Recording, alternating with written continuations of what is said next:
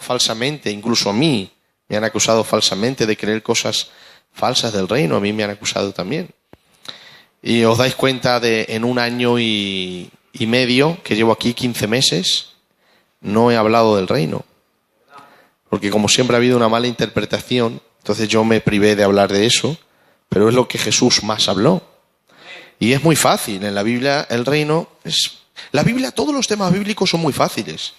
Es el hombre que quiere hacer ahí quiere darse a ver, como que sabe, y lo tuerce todo. Pero Dios ha dejado su palabra escrita, es muy sencilla, solamente que si tienes al Espíritu Santo y lees en oración, la vas a entender. ¿De acuerdo? Entonces, hoy vamos a hablar acerca de, venga tu reino, hágase tu voluntad. Bueno, la palabra venga tu reino, aunque está hablando de una manera futura, Jesús en la oración, cuando dice venga tu reino, está hablando del reino milenial. No está hablando del reino de Dios en este momento en nuestros corazones. Está diciendo, venga tu reino. Date cuenta que Jesús era el reino. Jesús dijo, el reino de Dios, le dijo a los fariseos, está entre ustedes. ¿Quién era él? Ese reino, él mismo. Él era el reino de Dios. ¿De acuerdo? Pero si te das cuenta, por una parte Jesús decía que el reino ya estaba, y en otra escritura te vas a encontrar que Jesús hablaba del reino de una manera futura. Entonces, claro, hablaba del reino como una especie de semilla que ya estaba en la tierra brotando, y hablaba del reino como una especie de banquete que no se va a celebrar hasta que los invitados estén todos. Entonces, claro, la pregunta es, ¿el reino está o no está? Porque por una parte vemos a Jesús decir que está, en otra parte le vemos decir que no está todavía, o sea que todavía tiene que venir. Bueno, eso tiene su explicación bíblica, ¿vale? Pero aquí precisamente no está hablando Jesús del reino presente, está hablando del reino futuro. El reino que va a venir en el reino milenial cuando la iglesia sea arrebatada. 7 años estamos con el Señor en el tribunal, empiezan las bodas del Cordero, y luego cuando venimos, en Apocalipsis 19, se establece el reino milenial. Ese es el reino por el que Jesús decía en esta oración, decirle al Padre, venga tu reino, hágase tu voluntad, así en el cielo como en la tierra.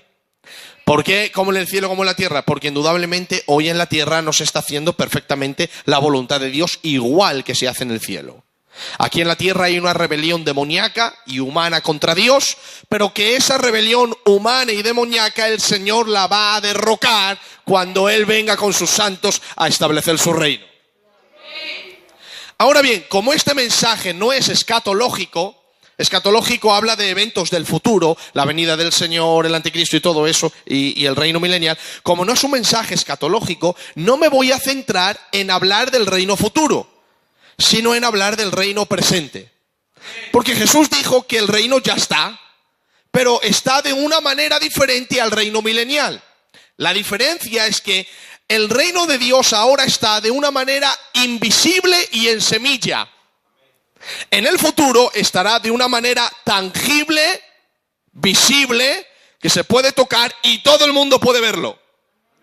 Ahora el reino de Dios no lo puede ver el inconverso, porque es un reino invisible que está en el corazón del creyente. En el futuro el inconverso verá a Jesús reinar desde Jerusalén y a los santos reinar, de manera que será un reino que todo el mundo pueda ver. Por eso el arrebatamiento es un arrebatamiento invisible. El Señor viene como ladrón un ladrón, nadie sabe a qué hora va a venir, pero viene y roba. Pero la Biblia no dice que nosotros estamos en tinieblas para que aquel día os sorprenda. ¿Por qué? Porque nosotros estamos esperando la venida del Señor. ¿Para quién viene el Señor como ladrón? Viene para el mundo, porque el mundo no sabe que el Señor va a venir. Entonces, el reino de Dios, en su sentido espiritual, el inconverso ahora no sabe nada de él. Pero cuando venga en su segunda venida el Señor, la Biblia dice, todo ojo le verá. Esa es la diferencia entre el reino espiritual que Jesús trajo y el reino, por así decirlo, material, político, tangible y visto con los ojos humanos desde Jerusalén en el reino milenial. Eso lo puedes leer en Apocalipsis 11:15 y también Apocalipsis 20:5. En Apocalipsis 20:5 habla del reino milenial cuando viene, y Apocalipsis 11, capítulo 15, dice el Señor, gloria a Dios, porque los reinos del mundo han venido a ser de nuestro Señor y de su Cristo, y Él reinará porque Él es Rey de Reyes y Señor de Señores. Ese es el reino al que Jesús estaba haciendo referencia. De manera que, cuadrando el texto, ¿de acuerdo? No targiversándolo, ahora voy a tocar el reino espiritual. Y tú dices, pero pastor, es que ese reino de que Jesús hablaba no estaba hablando del reino presente, sino del futuro. ¿Por qué no coges otra parte donde hablaba del reino presente? Bueno, porque estamos hablando del Padre Nuestro. Y como ha llegado esa palabra, venga tu reino, pues yo lo voy a tomar, pero aclaro que Jesús no estaba hablando del reino presente, sino del reino futuro. Pero como también habló del reino presente, lo vamos a transliterar y lo vamos a hacer espiritual. ¿Vale? Porque Jesús, el reino de Dios está ahora en forma de semilla espiritualmente. En Lucas 17:21, el Señor le dijo a los fariseos, el reino de Dios está entre ustedes. Entonces el reino ya ha llegado en su forma espiritual y el rey es Jesús. Donde está el rey, allí está su reino. De manera que, ¿dónde está ahora el reino de Dios? Porque el reino de Dios, el futuro todavía no ha venido. ¿Tú estás viendo a Jerusalén? ¿Estás viendo a Cristo en Jerusalén? ¿Reinando y a los santos resucitados? No. Entonces, ¿dónde está el reino? ¿Dónde se le invita al rey? Entonces, de manera que el reino de Dios está ahora donde se le ha dicho al rey, ven a mi vida. Y donde el rey viene, allí está su reino. Ahora, su reino está de una manera invisible. Su reino está de una manera, en este presente, en una forma de semilla, trabajando en el interior de los súbditos hasta florecer en la venida del rey. Porque allí dice la Biblia que los justos florecerán y resplandecerán como el sol en el reino de mi Padre. De manera que quien recibe el reino espiritual ahora, más tarde florecerá en el reino visible de Cristo en el milenio. Y el que ahora rechace el reino de Dios no podrá entrar en el reino visible del milenio. Entonces, todo depende si recibes ahora el reino espiritual para luego ver el reino físico. Si ahora rechazas el reino espiritual, no verás el reino físico. Si ahora recibes el reino espiritual y el rey, entonces el reino es tuyo. Por eso Jesús dijo, entrad benditos de mi Padre al reino y heredarlo, porque está preparado para vosotros antes de la fundación del mundo. ¿Pero por qué han heredado el reino físico? Porque han recibido el reino espiritual. Ahora bien, cuando yo he ido a la Biblia y he visto el reino de Dios del que Jesús hablaba, Jesús siempre hablaba del reino de Dios, cuando hablaba del reino espiritual, de una forma oculta. Es decir, algo que no se ve, algo que no se puede tocar. Yo quiero que estén muy atentos a esto, porque va a ser importante que entendáis estos capítulos. Jesús hablaba del reino de una manera oculta, misteriosa. De hecho, Jesús en Mateo, capítulo 13 y versículo 11, dijo que el reino de Dios era un misterio. Y un misterio es algo oculto. Entonces, el reino de Dios ahora mismo es un misterio. ¿Qué es un misterio? Algo oculto. Después, en Mateo 13, Jesús habló mucho del reino en parábolas. Luego dijo que el reino es, el sembrador salió a sembrar. Ahora bien, una semilla no se ve. Cuando es sembrada está debajo de la tierra. Pero aunque nadie la ve, está haciendo su trabajo. ¿Te das cuenta? Jesús dijo que el reino era igual. Nadie lo ve, pero donde es sembrado hace el trabajo. Porque está hablando de un reino espiritual. Luego, en el versículo 31, Jesús dice que el reino es semejante a una semilla de mostaza. Ahí está, otra vez una semilla que no se ve, pero que sembrada tiene resultados. Luego en el versículo 33, Jesús dice que el reino es semejante a la levadura que una mujer tomó y lo puso en pan y fue fermentado. ¿Qué es la levadura? La levadura es el pan anterior del día de ayer, que se mete dentro de la masa nueva del pan de hoy. Y cuando se mete dentro del horno, el pan de ayer fermenta y hace que el pan de hoy sea más grande. Ahora bien, la levadura no se ve porque está dentro del pan nuevo. Lo que se ve es el pan, no la levadura. La levadura está dentro. Pero lo que hace que el pan nuevo fermente es lo que no se ve. La levadura. Y Jesús dijo, así es el reino. Está hablando de algo interno, algo que transforma donde entra, algo que germina donde se le recibe. Una semilla entra en la tierra, produce algo. Una levadura entra en el pan, produce algo. Una semilla de mostaza entra en la tierra y algo produce. En el verso 24 dijo que el reino era un tesoro escondido. ¿Y por qué escondido? Porque es invisible. Pero dime tú, ¿quién puede encontrar un tesoro y quedar igual? De primera, sus vestiduras cambian, sus coches también, y cambian sus viviendas. ¿Por qué? Porque cuando alguien encuentra un tesoro escondido, hay resultados en su forma de vivir. Él no puede decir que ha encontrado un tesoro, pero todo el mundo lo va a ver en su forma de actuar. Entonces Jesús está hablando ahí también que el reino es algo oculto, misterioso, que nadie lo ve, pero que donde entra va a haber resultados visibles, porque la gente se va a dar cuenta de que algo ha pasado en él. En el verso 45 Jesús habló de que el reino era la perla de gran precio, que un hombre encontró, vendió todo lo que tenía, compró esa perla y entonces se enriqueció. Una perla es algo que está escondida en una concha, entonces no se ve. Pero este hombre la encontró y vendió todo. Es decir, por una perla le cambió la vida. Porque está hablando del reino en su forma espiritual, que donde entra algo ocurre. Si hay alguien que conocía el reino era Jesús. Jesús sabía el poder que tenía el reino de Dios. Y Jesús no se equivocó. Jesús dijo, el reino de Dios no lo podéis ver, es invisible. Pero yo os aseguro que donde entra, rompe. En el verso 44 dijo que el reino es semejante a una red. Una red debajo del agua no se ve, pero cuando sale obtiene peces. Y así es el reino, no se ve, pero cuando se echa, vaya que obtiene hombres y mujeres al arrepentimiento. Porque es algo invisible que no se ve, pero que obtiene resultados. En el verso 51, Jesús dijo que el reino es un tesoro que se abre. Un tesoro siempre está escondido. Por eso los hombres buscan tesoros, por eso existen todavía estos que usan los barcos. ¿Cómo se llaman estos? Los buscadores de tesoros, eso lo puedes ver en la televisión, buscadores, porque el tesoro no se ve, pero cuando alguien lo encuentra le cambia la vida. Y Jesús dijo que el reino de Dios es semejante a un tesoro que un hombre halla. Hallar es encontrar.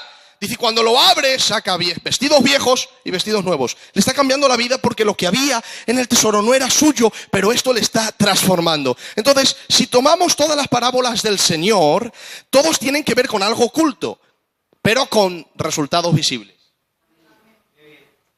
La semilla es algo oculto, pero tiene resultados visibles. El trigo es algo oculto, pero tiene resultados visibles. El grano de mostaza es algo oculto, pero tiene resultados visibles. La levadura es algo oculto, pero tiene resultados visibles. El tesoro escondido es algo oculto, pero quien lo encuentra tiene resultados visibles. La perla de gran precio es algo oculto, pero quien lo encuentra tiene resultados visibles. La red igual. Y el tesoro de trapos viejos y nuevos es algo invisible para el ojo, excepto para quien lo encuentra, pero tiene resultados visibles. Lo que Jesús está diciendo es que el reino está oculto a la vista humana, pero visible al que lo encuentra por los resultados. Es decir, Jesús dijo que muchos dirán, ¿dónde está el reino? Helo aquí, helo allí. Dice, no hagáis caso, el reino está entre vosotros. El reino está dentro de vosotros. Pero claro, cuando uno recibe el reino de Dios, los resultados van a ser reales y verdaderos. No hay nadie, no existe nadie, créanselo, que reciba el reino de Dios dentro de él y no haya una transformación, no haya un cambio, no haya una transformación de vida. Esto lo voy a decir siempre hasta que el Señor me tenga aquí. Lo voy a decir siempre porque la Biblia lo dice y porque yo también lo he experimentado. Si no has recibido un cambio en tu vida, todavía no eres del Señor, eres del diablo. No perteneces al cielo, eres heredero del infierno.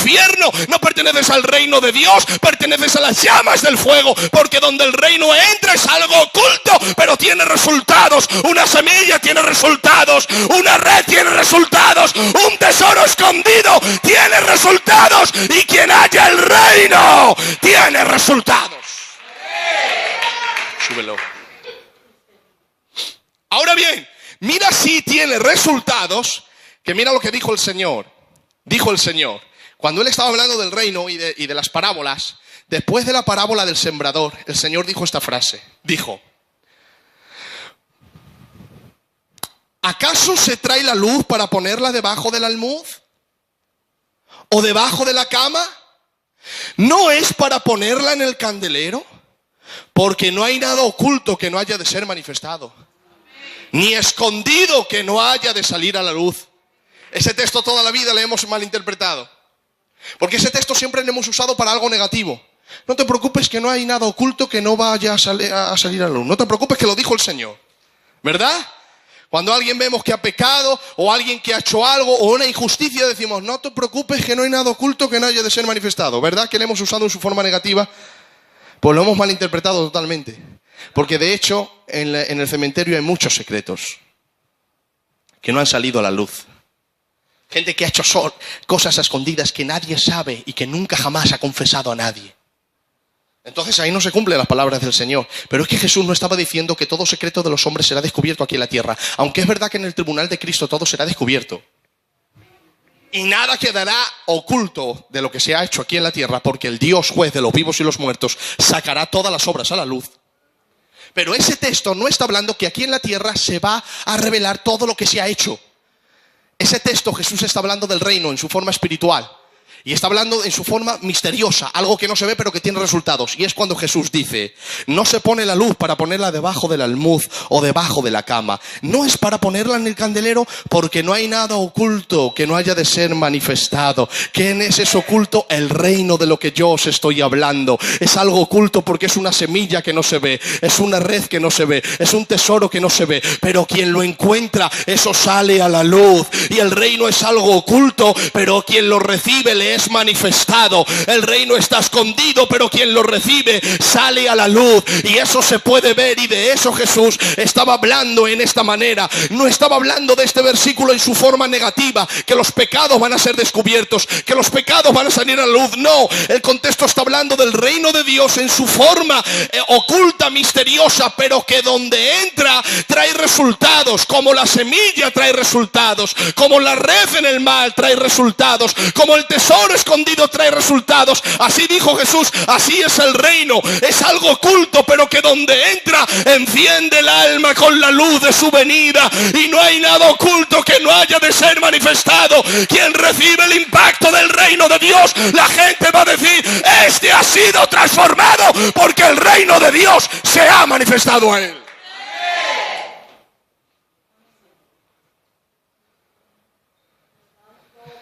Estaba diciendo que el reino es algo oculto a los ojos humanos, pero es imposible que se mantenga oculto a la gente que lo recibe, porque se ven sus resultados. Entonces es imposible recibir el reino de Dios que tu vida no sea transformada. ¡Imposible! Cuando tú recibes este reino, venga tu reino a nosotros, va a haber unos resultados visibles. Porque el reino de Dios en su forma presente tiene que ver también en su estado moral. El apóstol Pablo dijo que el reino de Dios no es comida ni bebida, sino gozo, poder y amor en el Espíritu Santo.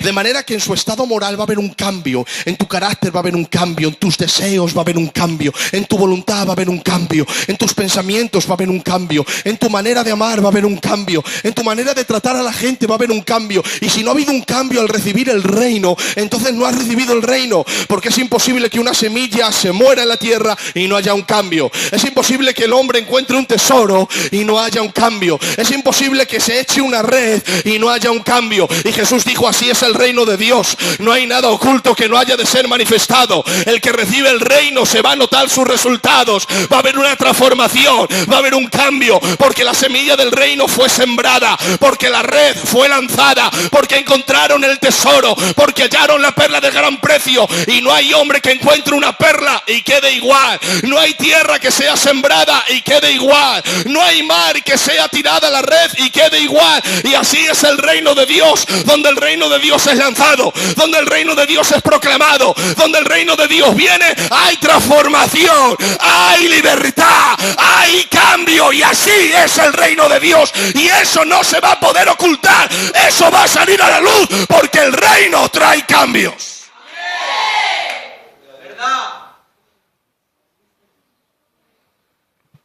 Mirad esto.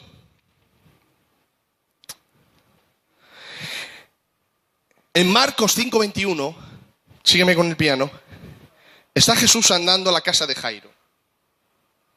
Porque Jairo le ha dicho, mi niña está a punto de morir, tiene 12 años, por favor, ves. Y dice la Biblia que Jesús le dice, yo voy, no te preocupes. Y ahora según van, la Biblia dice que hay una mujer. Veo a la gente hablar, hasta que todos no me miren, no voy a seguir. No voy a seguir hasta que todos me miren. Esto es palabra del Señor. Tía Consuelo, mírenme, por favor, escuchen la palabra. Mírenme todos, todos. Estamos predicando la palabra del Señor, ¿vale? En Marcos 5:21 le dicen al Señor, Jairo, principal de la sinagoga, Señor, mi niña está a punto de morir. Por favor, le dice estas palabras. Pon tu mano y vivirá. Esto es impresionante porque Jairo era el líder de la sinagoga de Capernaum. En la sinagoga de Capernaum Jesús hizo un milagro. Había un hombre que tenía la mano seca en día de reposo y el Señor la sanó. Y él ahí se quejó. Dice que vengan todos los días que quieran, pero no el día sábado. El día sábado es para adorar al Señor, no es para la sanidad. Ya, eso cuando la enfermedad la tenía otro, pero cuando la tenía su hija, bien que fue. Fue y se postró y le dijo, Señor, mi niña está enferma, por favor, pon tu mano y vivirá. Y según iban andando, la Escritura dice que había una mujer que tenía una enfermedad. Y esa enfermedad era una enfermedad oculta. La Escritura dice, ya saben, que tenía flujo de sangre. Era una enfermedad que el ser leproso, todo el mundo lo veía, porque la piel te se caía, la piel, la cara, las manos. Pero flujo de sangre solamente lo sabía ella. De hecho, cuando se metió entre la multitud, si llega a ser un leproso, la multitud sale corriendo. Es un leproso inmundo. Pero como era flujo de sangre, pues nadie salió corriendo ante la mujer, porque no sabían la enfermedad que tenía. Pero la mujer tenía una enfermedad oculta. Y ahora dice la Biblia que por dentro, en su interior, algo oculto también dice, si yo tan solamente tocar el borde de su manto, seré sana. La Escritura dice que se mete entre la multitud y la gente no va corriendo, no dice inmunda, no, porque no lo sabe, es una enfermedad oculta. Ella sí lo sabe. Y según se va metiendo entre la multitud, dice la Biblia que toca el borde del manto, dice, y poder salió de Jesús y al instante fue sanada. Y ahora Jesús se para y dice, ¿quién me ha tocado? Dice Pedro, Señor, ¿cómo preguntas quién te ha tocado si la multitud te aprieta? Pero Jesús dice, no, alguien me ha tocado, porque yo he sentido que poder ha salido de mí. La mujer se confesó. Dice, Señor, he sido yo. Y yo le digo a la mujer, para. ¿Por qué tú sabes que se está refiriendo a ti? Se le está tocando a todo el mundo. ¿Por qué tú sabes que Jesús pregunta por ti? ¿Por qué tú has dicho que eres tú? Si todo el mundo le está tocando, bien puedes tú pensar, bueno, este le está tocando, y ese también, y ese también, y ese le está apretando, y ese también le ha tocado. Y él ha dicho, alguien me ha tocado, no ha dicho tú me has tocado, sino alguien me ha tocado. ¿Por qué tú sabes que se está refiriendo a ti? Ella sabía que se estaba refiriendo a él porque en Lucas 8:47 dice la Biblia, cuando la mujer vio que no había quedado oculta.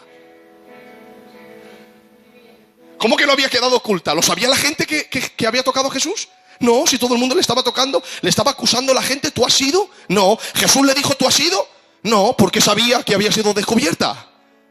Porque lo oculto, el reino, había entrado.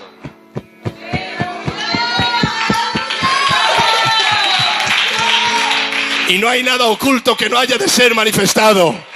El reino había entrado. ¿Y sabes por qué sabe que se refería a ella? Porque ella venía enferma, pero cuando le tocó quedó sana. Entonces dijo, yo venía con algo oculto, pero eso oculto ya no está. Entonces ahora el reino sale a la luz y dice, he sido yo que te he tocado. He sido yo, Señor. Y le dijo el Señor, ve, salva de tu azote. Tu fe te ha salvado, hija. Vete en paz, porque el reino de Dios te ha tocado. Apláudele fuerte al Señor.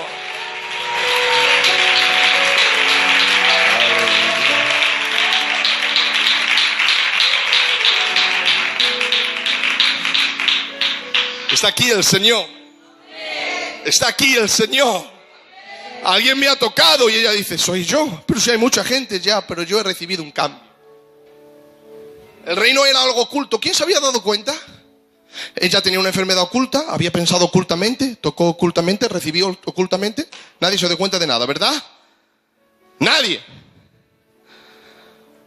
Pero al final todo fue descubierto. Porque había un cambio. Había una transformación. Eso hablaba Jesús. Jesús decía, el reino es una semilla que nadie lo ve, pero si es sembrada, hay cambios. El reino es una red que nadie lo ve dentro del agua, pero si es tirada al agua, produce una cosecha. El reino es como la semilla de mostaza, nadie lo ve, pero sembrada hace un gran árbol, que las aves del cielo vienen y dan a él. El reino de Dios es semejante a un tesoro escondido que nadie lo ve, pero si alguien lo halla, te aseguro que va a haber un cambio. Y el reino de Dios es semejante a la perla de gran precio que nadie la ve, pero si alguien la encuentra, su vida va a cambiar. Así es el reino de Dios, es algo que no se ve, oculto, misterioso, invisible, pero que donde entra va a haber resultados visibles. En donde entra y la gente se dará cuenta, y el que lo recibe, el mismo dirá, he sido transformado y he sido cambiado por el poder del reino, porque el reino es oculto, pero sus resultados no lo son. Entonces, número uno, cuando se recibe el reino, hay un cambio visible. La pregunta es, ¿tú has sido cambiado?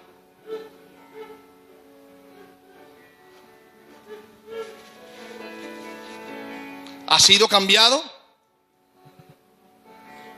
Yo quiero que entiendas, de verdad, te lo digo con mucho amor, Dios no es gitano, no es tu compadre. Si no eres su reino, aunque tengas 15 años, no te ve como su hija. No, que la niña no hace nada bueno, para Dios eres horrible. ¿Entiendes esto bíblicamente? Y yo quiero que entiendas eso. No, pero yo pertenezco a una buena casa, a Dios no le importa eso, mejor apellido tiene él que el tuyo. Si no eres del reino, no te recibe el Señor. Porque para recibirte dejaría de ser Dios y no va a dejar de ser Dios por ti, ni por mí. Él es rey. Pero donde se recibe el rey, allí está su reino.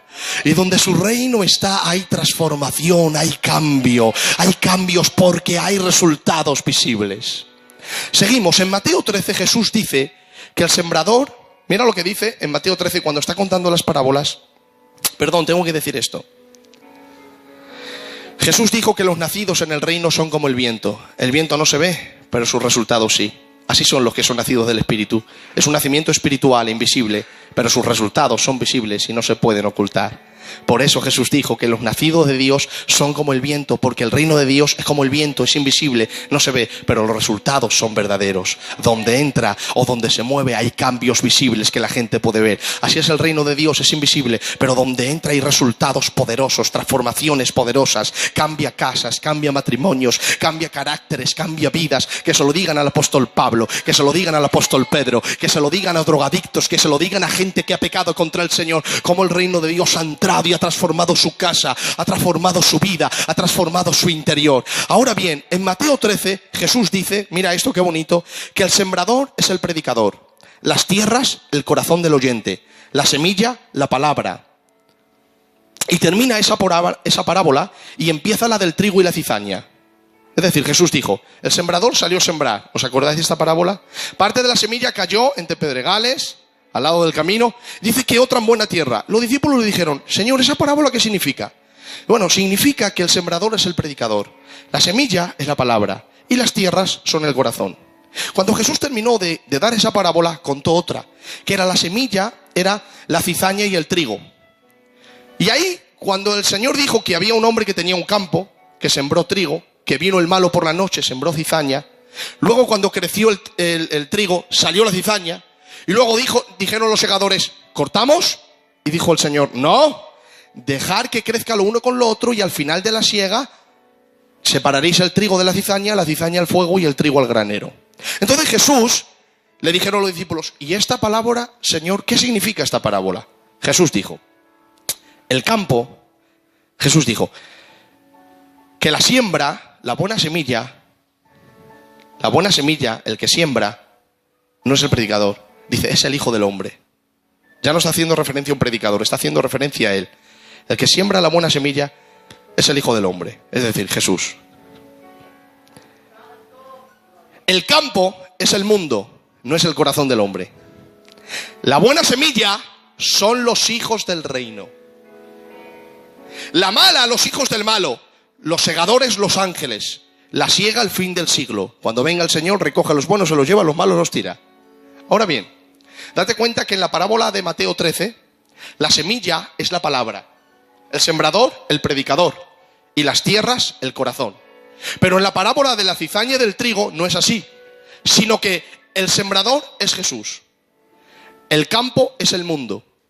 El trigo son los hijos del reino. ¿Qué ha pasado aquí, Señor? Si en Mateo 13 el trigo es la palabra. ¿Cómo es que en Mateo 13, un poquito más para abajo, el trigo ya no es la palabra, son los hijos del reino? ¿Qué ha pasado aquí, Señor? Muy fácil. Porque cuando uno recibe la palabra y recibe esta semilla de Dios, la semilla se reproduce según su género. De manera que como el trigo era la palabra y la palabra ha entrado en tu vida y hay resultados visibles y poderosos, el que era cizaña se ha convertido en trigo de Dios y ahora es hijo del reino.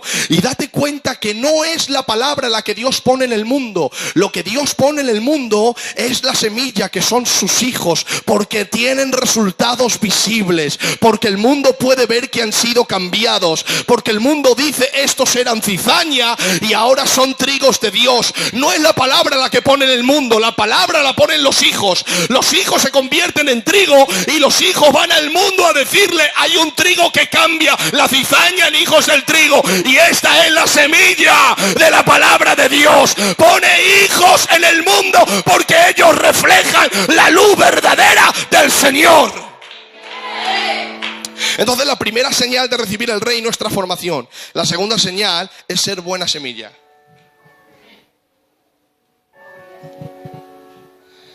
Vamos a ver, pon el aire. Este de aquí.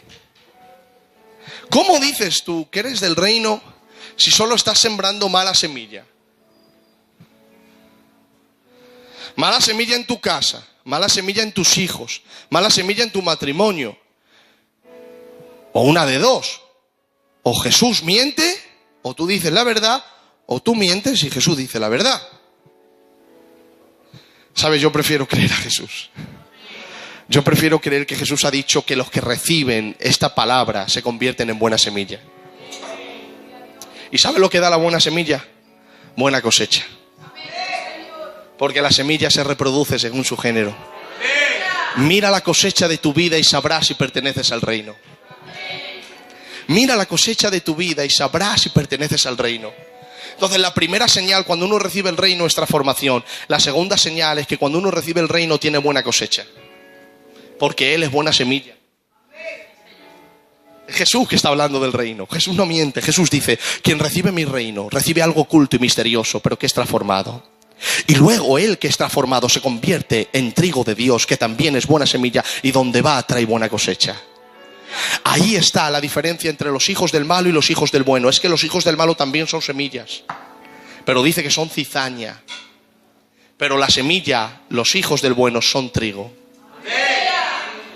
Y te voy a decir algo: la cizaña no es comestible, el trigo sí. ¿Podía comerte tu casa a ti sin que le dé una digestión por dentro? ¿Podían comer tu vida y tus palabras sin que fueran envenenados? Es más, ¿te podías comer y beber tú tus propias palabras sin que enfermaras? Piensa en lo que te estoy diciendo y por amor al Señor, toma una decisión hoy. Toma una decisión hoy. Los hijos del reino son transformados. Los hijos del reino son transformados. Entonces, número 1, quien recibe el reino recibe una transformación. Número 2, quien recibe el reino es una buena semilla que tiene buena cosecha. Es más, cuando uno recibe el reino, lo primero que hace es predicar. Porque es imposible recibir esta noticia y callártela. Por eso Jesús dijo que el reino es oculto, pero que no puede quedar oculto, es manifestado. ¿Y por qué es manifestado? Por los hijos del reino. Cuando Andrés recibió al Señor, ¿dónde fue? donde su hermano Pedro: hemos hallado al Mesías. Con qué alegría se lo dijo, que dijo: este niño tiene razón, hallado al Señor. Pablo, ¿a dónde fue a matar a cristianos? A las tierras de Damasco. Y cuando se encontró con el Señor, dice la Biblia, inmediatamente en Damasco predicaba a Cristo. A la tierra donde iba como asesino, se convirtió en predicador. A la tierra donde iba a matar, se convirtió en un hombre para dar vida a los demás. A la tierra donde iba él diseñado para quitar el corazón de la gente, ahí Dios lo transformó para poner corazón en la gente. A la tierra donde la gente no sabía nada de Cristo, él fue diseñado para revelarles al Cristo que se le reveló a él. Porque cuando uno recibe a Cristo, entonces recibe la buena noticia del reino. Y el primer síntoma es decirle a los demás: ahora soy hijo del reino, he recibido una noticia tremenda. Y se lo dice a todos. La segunda palabra es, y con esto terminamos, hágase tu voluntad. ¿Por qué he unido estas dos palabras? Venga tu reino y hágase tu voluntad. Porque son la misma. Es imposible recibir al rey y su reino y estar en contra de la voluntad de este rey. ¿O no? Cuando uno recibe al rey y al reino, se somete a la voluntad. ¿Sabe lo que significa la palabra reino en griego? Basilea. Denota poder regio, soberanía y dominio. Jesús, como hijo del reino, estaba totalmente sumergido en hacer la voluntad del Padre. Mira las palabras que dijo Jesús: he descendido no para hacer mi voluntad, sino la voluntad del que me envió. Otra vez dijo: mi comida es hacer la voluntad del Padre y que acabe su obra.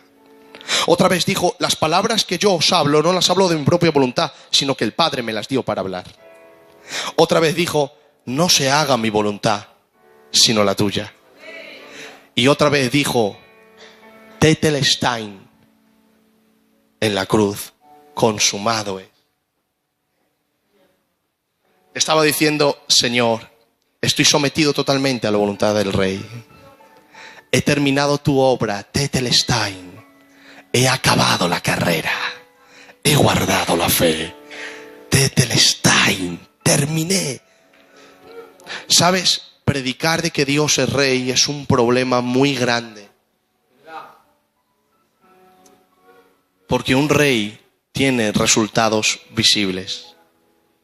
Cuando un rey conquista un reino, transforma ese reino. Entonces, si el rey entra en tu reino, te transforma. Si el rey entra en tu reino, te transforma. ¿Sabes que nosotros tenemos un reino dentro de nosotros? Queremos hacer lo que queremos, queremos hablar lo que queremos, queremos comer lo que queremos, que nadie que nos domine, que nos diga lo que tenemos que hacer. Nos cuesta mucho eso. Pero por eso Jesús dijo: Señor, venga tu reino a nosotros. ¿Sabe lo que Jesús estaba diciendo? Estaba diciendo: pega un golpe de estado, Señor. Pega un golpe de estado en mi alma, Padre. En mi reino hay uno que quiere hacer lo que quiere, pero ven tú y planta tu voluntad. En mi reino hay uno que quiere vivir como quiere, pero ven tú y vive dentro de mí. En mi reino hay uno que no quiere ser dominado, pero ven tú, hágase tu voluntad. Hay un problema predicar a Dios como rey, porque si es rey tiene un reino, y si tiene reino tiene principios, y si tiene principios tiene una cultura, y si tiene una cultura tiene una constitución, y si tiene una constitución tiene una forma de hablar, una forma de comer, una forma de actuar. La forma de hablar de España no es la misma que hablar de Londres, ni tampoco la comida, ni los horarios, ni la vestimenta, ni la forma de vivir es diferente, porque el reino es diferente. El reino de Dios es diferente a nuestro reino. Su manera de pensar es diferente a la nuestra. Su manera de hablar es diferente a la nuestra. Jesús lo sabía, que tenemos un reino que se rebela contra el reino de Dios, pero Jesús dijo: dile al Padre que pegue un golpe de estado. Venga tu reino a nosotros, hágase tu voluntad. Destroza mi reino, destroza mi cultura, destroza mis palabras y planta tu reino, planta tu cultura, planta tu manera de pensar.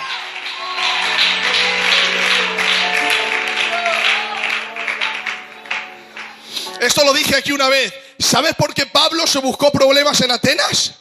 Dice que en Atenas se alborotó, en Atenas se alborotó la ciudad, los gobernadores y las autoridades. ¿Pero qué traía ese hombre? Si no era rey ni príncipe, era un predicador que hacía tiendas de campaña, que si no tenía martillo ese día no vendía. ¿Por qué revolucionó a la ciudad y a los emperadores, a las autoridades? Dice la Escritura en Hechos 17 que la ciudad de Atenas y las autoridades se alborotaron porque Jesús predicó, porque Pablo predicó que Jesús es rey. ¿Y por qué? Porque dijeron los de Atenas: chaval, ¿has escuchado algo? ¿Qué? Hay un predicador itinerante por aquí. ¿Y qué está diciendo? Que Jesús es rey. ¿Cómo que Jesús es rey? César es rey. Ya, pero él dice que también hay otro rey. Y ellos entendieron que era un mensaje alborotador. ¿Por qué? Porque si hubiera dicho Jesús es Dios, hubieran dicho: bueno, si en Atenas tenemos muchos dioses. Tenemos el Dios del viento, el Dios del agua, el Dios de los niños, el Dios de la fortuna, el Dios del amor, el Dios del dinero, el Dios de la buena suerte. Tenemos mucho. Jesús es Dios. Bueno, otro Dios más, no pasa nada. Pero rey solo puede haber uno. O es Jesús o es César. Y se sabe que un rey tiene un reino, tiene una constitución, tiene unas palabras, tiene una cultura, tiene una forma de hablar. Entonces, decir en Atenas Jesús es rey, es decir, entonces ¿quién va a mandar ahora? ¿César o Jesús? Por eso se alborotaron. La gente quiere un Dios a quien ofrecer velas. Es muy fácil tener un Dios y poner peticiones y traerle alguna ramita de olivo y decirle: toma, aquí estoy, te ofrezco mi ramo de rosas. Pero yo vivo mi vida porque tengo un Dios a quien pedir, no un rey que me gobierne. La gente quiere un Dios, pero no quiere un rey. Un rey te gobierna, un rey te dice lo que tienes que comer, un rey te dice a la hora que tienes que dormir. Y la iglesia en el siglo XXI ve a Dios como un diosito que se le puede poner un altar y una virgen y una vela negra y decirle: ayúdame, ahora me falta la economía, ahora el niño, ahora estoy enfermo, ahora levántame, ahora me duele la cabeza, ahora me duele la espalda, mira lo que me pasa. Pero no quiere un rey que le diga: perdona, ora, busca, viste de esta manera, habla de esta manera. Pero Jesús dijo: venga tu reino, hágase tu voluntad, así en el cielo, también en la tierra.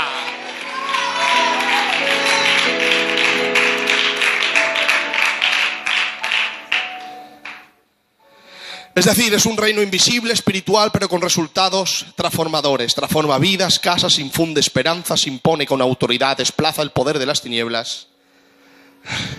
Una vez Jesús: ¿puedes encender este aire? No, este no. ¿Lo ves? Apágalo y vuélvelo a encender.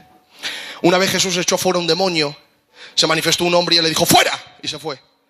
Y las autoridades religiosas dijeron: este echa al demonio porque tiene a Belcebú dentro de él. Y Jesús dice esta palabra en Lucas 9. Dice Jesús: ¿que yo echo el demonio porque tengo un demonio? Dice Jesús: si yo, por el dedo de Dios, echo fuera los demonios, ciertamente el reino de Dios ha llegado a vosotros.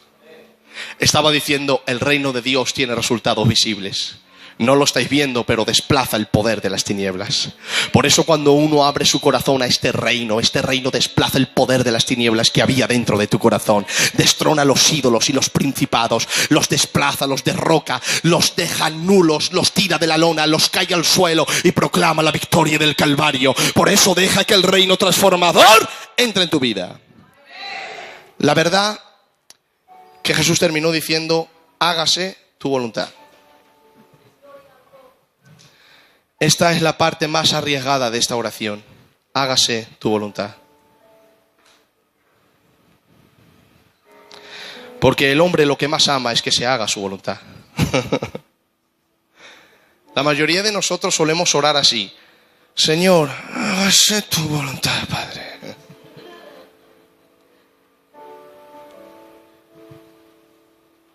Porque lo que el hombre ama es que se haga su voluntad, no la de Dios. Por eso es la parte más arriesgada de la oración, que se haga su voluntad. Incluso la oración, mira esto que he apuntado aquí, y ya con esto termino. En la oración deseamos que se haga nuestra voluntad. Pero la oración no es una especie de lazo en el que traemos a Dios a nosotros para que nos sirva, sino que es poder para servirle nosotros a Él.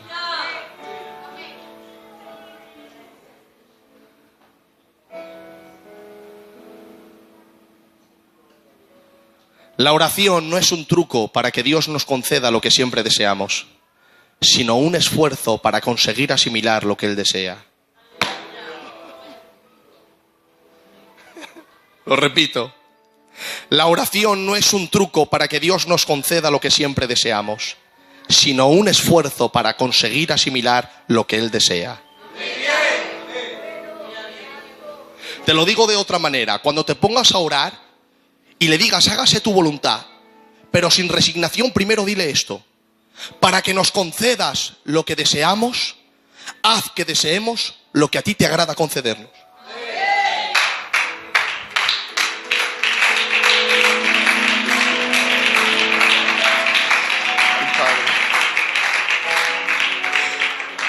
Repito esto: para que nos concedas lo que deseamos, haz que deseemos lo que a ti te agrada concedernos.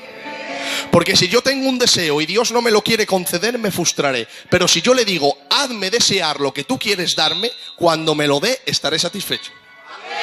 Porque me está dando lo que deseaba, pero antes de desearlo, Él lo produjo dentro de mí. Algunos piensan que decir hágase tu voluntad es ponerse en lo peor. Pero la verdad es que pedirle al Rey que se haga su voluntad, debes de saber que este Rey es Padre, que te ama más que a ti mismo. A el hombre le irá mejor si se somete a la voluntad, a que reciba todos sus caprichos.